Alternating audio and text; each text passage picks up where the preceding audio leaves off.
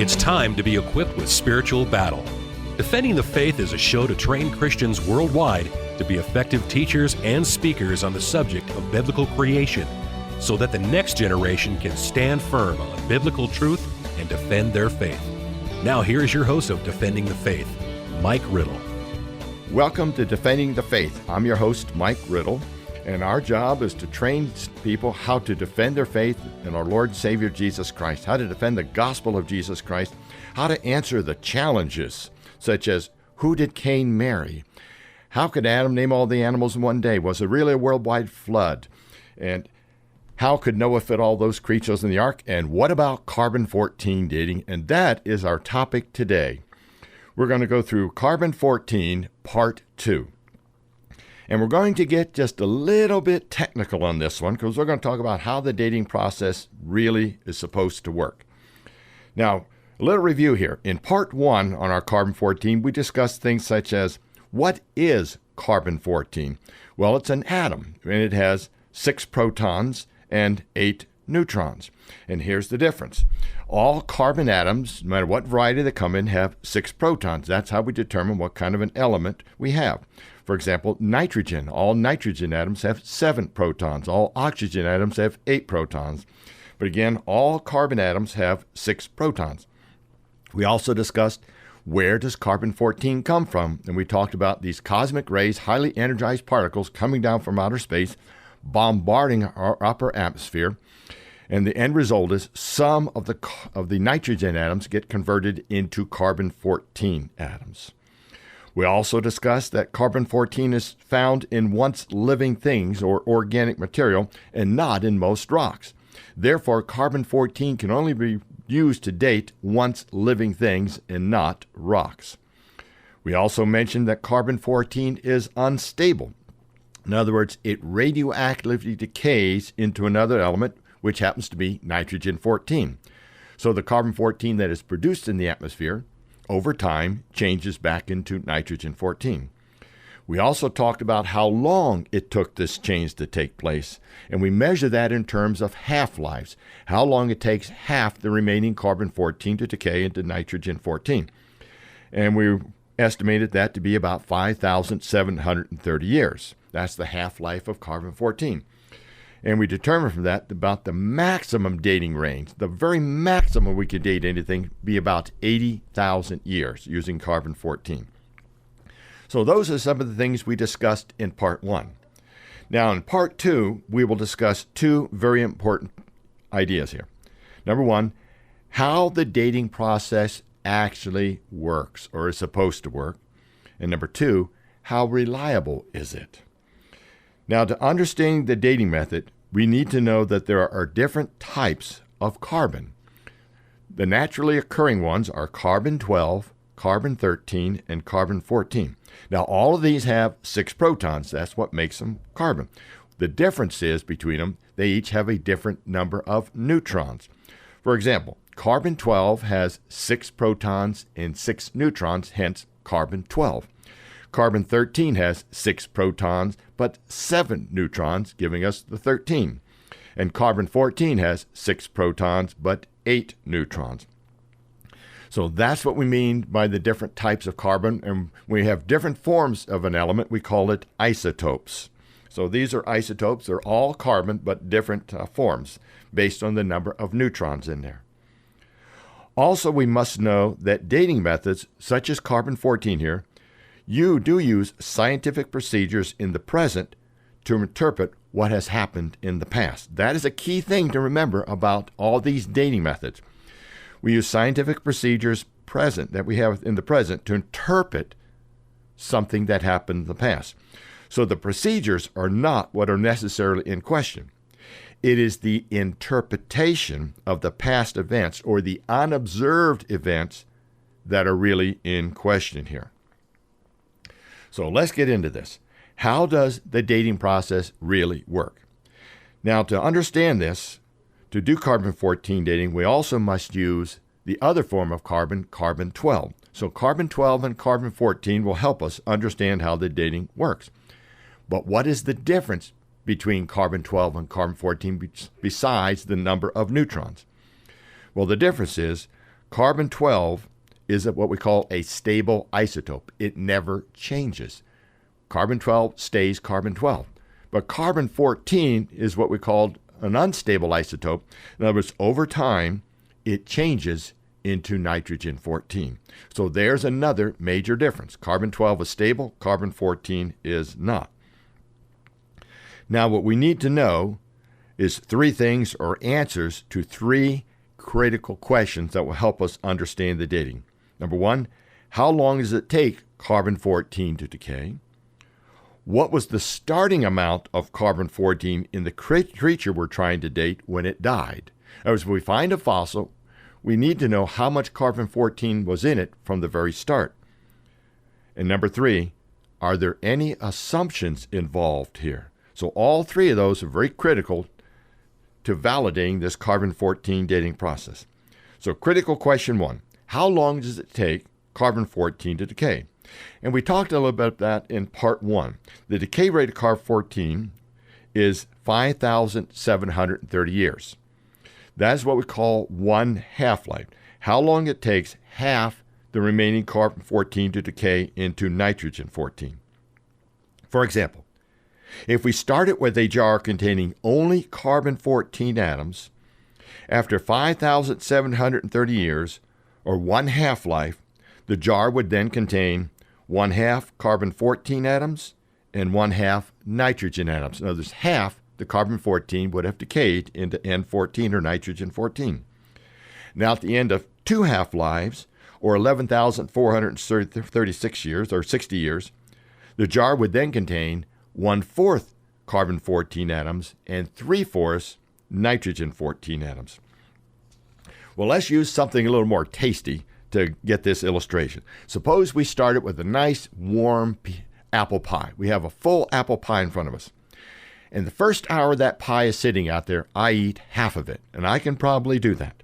I eat half the pie. Then the second hour comes by, I eat half the remaining pie. So another question is, how much pie is remaining? Well, after the first hour, half is remaining. How about after the second hour? Now we only have a quarter of the pie remaining. So there's only a quarter of the pie remaining. Now after the third hour, during the third hour, I eat half that remaining pie. So how much of the apple pie is remaining? Well, half a quarter is 1/8. So what is the half-life of this pie? Well, it is 1 hour. Every hour, half the apple pie is gone. That's the same process we're talking about here. Every 5,730 years, half the remaining carbon-14 has decayed. Now, does that mean we're going to run out of carbon-14 in the atmosphere? Well, no, because it is constantly being added via the cosmic rays. So it's being added to the atmosphere and it is decaying out. Now, that brings us to critical question number two. What was the starting amount of carbon-14 in the creature when it died? Now, scientists know the original amount of carbon-14 in the creature when it died. They can measure the current amount of carbon-14 and calculate how much is remaining, how much has gone, how much has decayed. In other words, how many half-lives have expired. For example, if 3 half-lives have passed, then the creature has been dead for 3 half-lives again, which would be 3 times 5,730 years, or had been dead for 17,190 years. That's how this process It works, actually. We must know the starting amount of carbon-14 when that creature died. So if it's been dead for 3 half-lives, each half-life is 5,730 years. Multiply that by 3. That gives us 17,190 years. That's how old that creature is.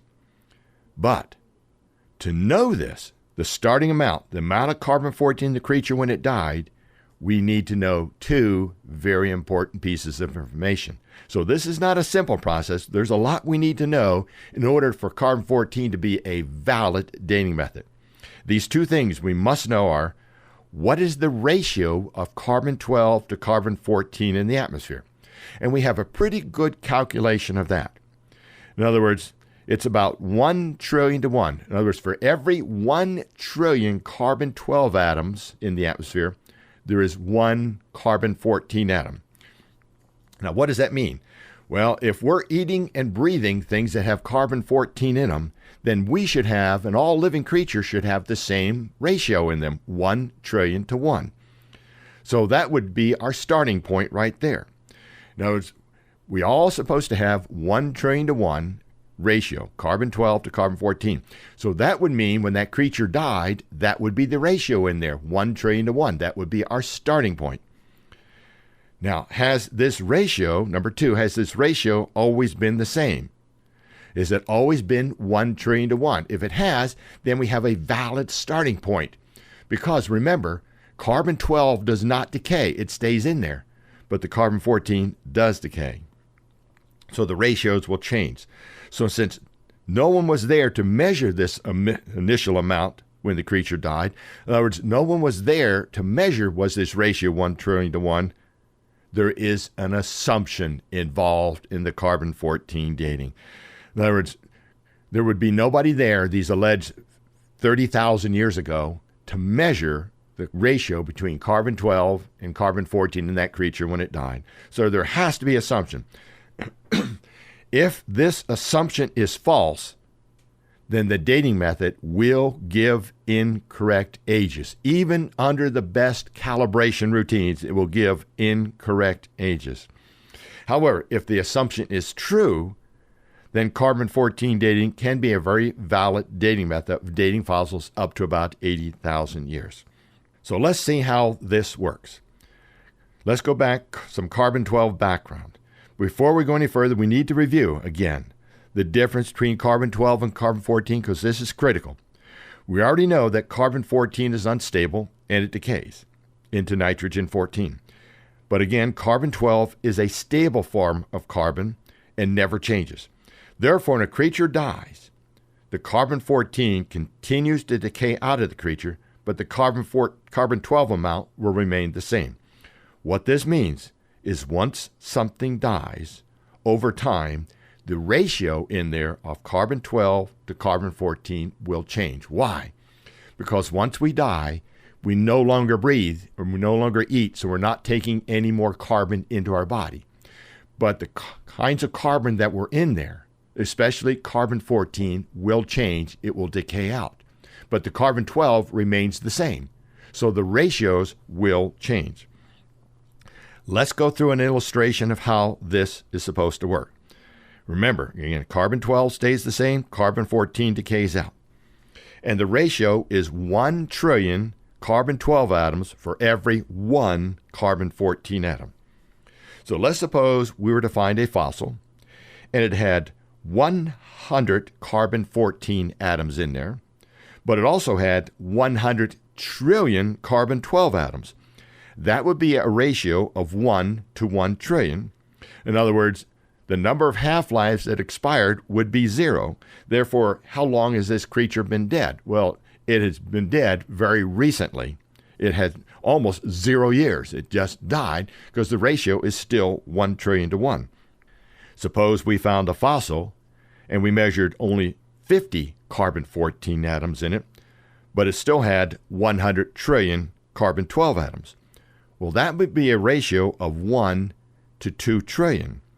That is, 1 half-life would have expired, meaning it had been dead for about 5,730 years. That's how this works. We must measure the amount of half-lives that have expired to help us determine the approximate age of this fossil.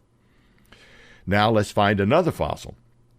Let's suppose we found only 25 carbon-14 atoms in it, but again, it still has 100 trillion carbon-12 atoms.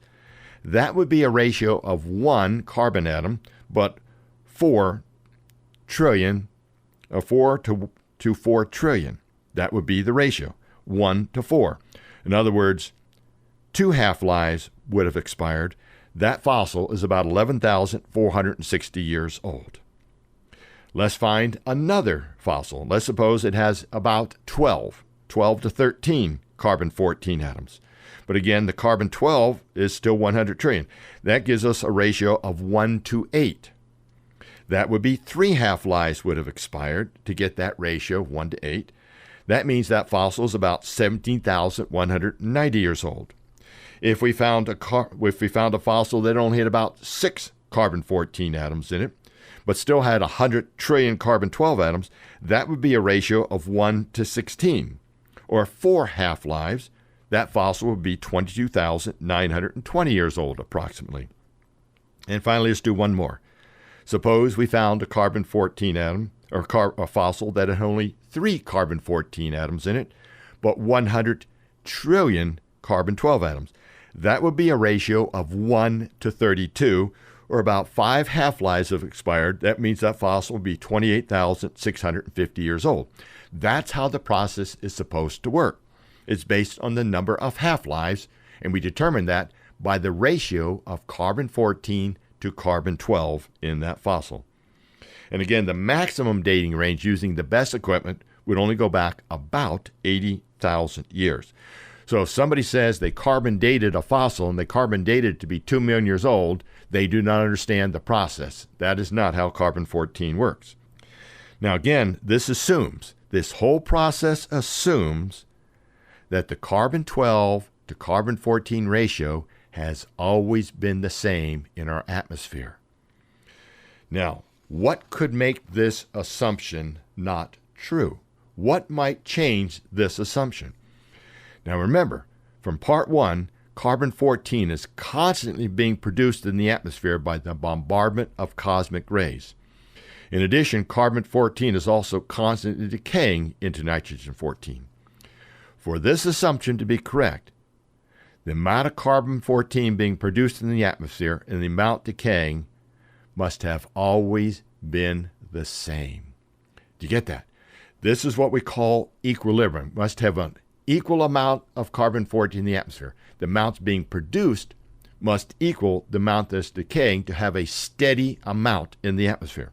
If this is not true, then the ratio of carbon-12 to carbon-14 is not constant, it's not in equilibrium, and therefore we can't accurately know the original amount of carbon-14 in the creature when it died.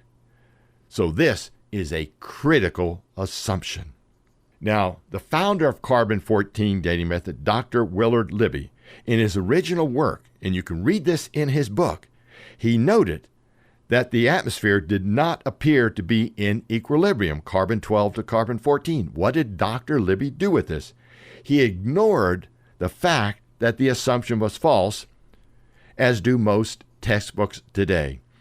Dr. Libby's calculation also showed that if the Earth started with no carbon-14 in it, it would take about 30,000 years to build up to a steady state or equilibrium state there. Did you get that? If we started with no carbon-14 in the atmosphere, it would only take about 30,000 years to reach this equilibrium. Now here's the problem. We have discovered over and over again, this is repeatable, observable science, that we are not in equilibrium. The carbon-14 being produced in the atmosphere is being produced faster than it is decaying, meaning we're not in equilibrium. But if it only takes 30,000 years to reach equilibrium, what is our conclusion? The conclusion has to be the Earth is less than 30,000 years old. That is based on observable, repeatable science there. See, the evolutionists are ignoring the assumption to produce their dates. That is not good science at all. We need to get back to something called critical thinking, and that's not being done. In addition, there are also other factors that can affect the dating process by limiting the production of carbon-14 in the atmosphere, such as the magnetic field of the Earth and the Genesis flood. See, the Earth has a magnetic field around it, which helps protect us from the harmful radiation from outer space. This magnetic field, however, is decaying. It's getting weaker. The stronger the field is around the Earth, the fewer the number of cosmic rays that are able to penetrate our atmosphere. This would result in a smaller production of carbon-14 in the atmosphere in the Earth's past. If the production rate of carbon-14 in the atmosphere was less in the past, then dates given using the carbon-14 dating method would result in giving older ages than the true age. You see, this whole assumption is very important. Likewise, the Genesis flood would further dilute the amount of carbon-14 and cause the carbon-12, carbon-14 ratio to be much smaller than today, and also would cause dates to be in error. They would give older ages than the true age. So when we look at all this, a conclusion about carbon-14, 7 facts here. The assumption for carbon-14 dating has been proven false. Therefore, the reported dates will also be in error, meaning the true age is much younger than reported. Number 2, since it takes about 30,000 years to reach equilibrium, in other words, the amount of carbon-14 being produced in the atmosphere is equal to the amount that's decaying, and since we are not in equilibrium, it means the Earth is less than 30,000 years old. Now, these facts I'm giving you are not mentioned in our textbooks. Why? They just don't want to have critical thinking in our schools when it comes to evolution. That's been ruled out. Let's get to fact number 3. The fact that we are finding carbon-14 in coal and diamonds and other types of minerals means the Earth is also young. See, according to evolutionists, coal is hundreds of millions, tens to hundreds of millions years old. That means there should be no carbon-14 in there. But yeah, we are finding carbon-14 in all the coal samples. Diamonds are supposed to be billions of years old, but we're finding carbon-14 in there also. And this is not due to contamination. Fact number 4. The fact that scientists are finding carbon-14 in dinosaurs means they can only be a few thousand years old. This is now common knowledge. Scientists are finding carbon-14 in the dinosaur bones, and it is not due to contamination. That means dinosaurs are really not that old also, not according to the facts of science, the observable, repeatable science. Fact number 5. The Bible does teach the Earth is only about 6,000 years old. Fact number 6. The Bible and true science do agree. See, carbon-14 is not something we should worry about as a Christian. See, the carbon-14 does demonstrate the Earth has to be young. And then finally, fact number 7. Since the Bible's history is true, and the Old Testament points to the New Testament, the salvation message must also be true. And what is that salvation message that is true? Well, let's start in Ephesians chapter 2, verses 4 and 5, when it says, "But God, who is rich in mercy, because of his great love with which he loved us, even when we were dead in our dead in our trespasses, made us alive together with Christ. By grace you have been saved." What is that telling us, folks? It doesn't matter what you've done out there. This is a great part of the gospel message, the salvation message. It does not matter what you have done in your past. God's grace and mercy is big enough to cover it. And then we read in John 3:16, "For God so loved the world that he gave his only begotten Son, that whoever believes in him should not perish but have everlasting life." In other words, our God, the Bible, the salvation message says, his grace and mercy can cover it. And he gave his Son, Jesus Christ, to take our place on the cross. His shed blood covers it all. The finished works, when he rose up out of that grave, did it, folks. You cannot work your way to heaven. There's only one way, and that is through Jesus Christ, and it is a free gift that you need to accept. You see, the Old Testament is real history. It is reliable. The scientific evidence supports the real history of the Bible, not evolutionism. And since the Old Testament points to the New Testament, that salvation message is also true. There's no other name under all heaven by which we can be saved. And that name, ladies and gentlemen, is Jesus Christ. Thank you, and God bless you.